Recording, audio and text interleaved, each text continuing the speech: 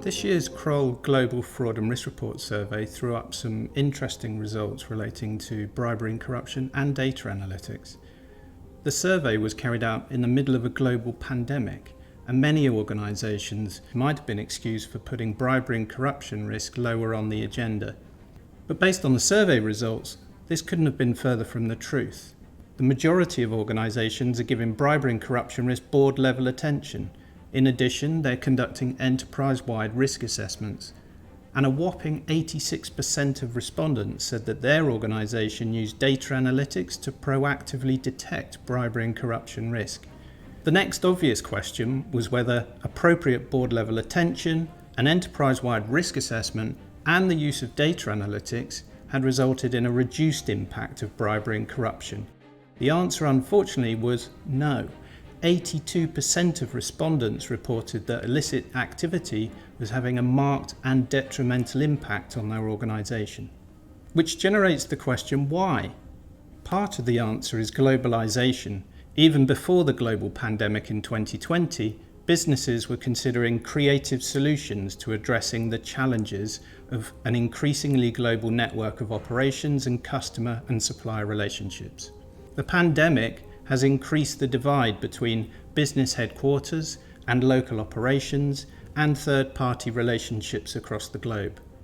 It has become more necessary than ever to be able to place reliance on data when it isn't possible to physically travel freely across the globe.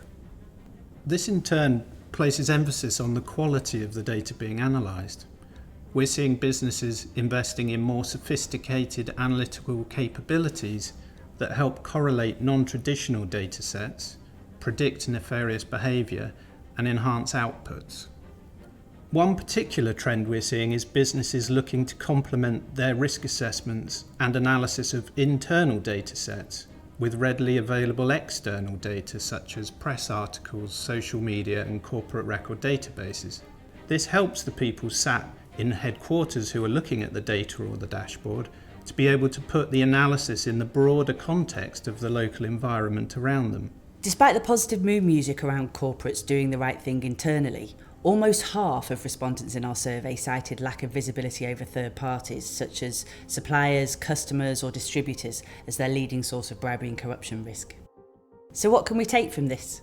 Corporates are investing in mitigating bribery and corruption risk in those areas they can control, but once the ownership of risk crosses to those outside an organisation, the plan is less clear. With the best will in the world, this cannot be fixed by continually looking inward. If third parties are to be relied upon, they need to uphold the same standards as the corporate they're contracting with. But how can this be encouraged? These days, businesses need to see the wood and the trees. In other words, they need to have a tight grasp of their internal data, as well as the ability to zoom out to the external environment. Unfortunately, there is no box to tick or procedure to follow in this regard. Corporates need to go beyond blanket compliance policies and instead invest in a long-term, top-down focus on cultural messaging and engagement with third parties that relays a zero-tolerance stance. Smart corporates are considering other creative ways to engage with third parties, having recognised the cultural risks associated with a specific region, jurisdiction, sector or nature of relationship. These include regular engagement and training sessions as a forum to relay values, maintain sight of emerging risks and advise on how to deal with those risks.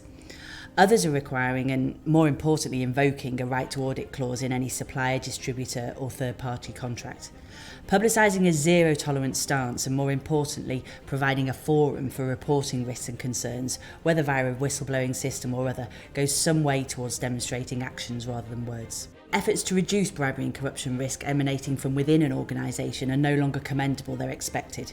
However, this is equivalent to trying to complete a jigsaw without knowing the image you're attempting to build. Only by engaging with third parties and embracing them as part of the overall bribery and corruption risk process will the picture become clear.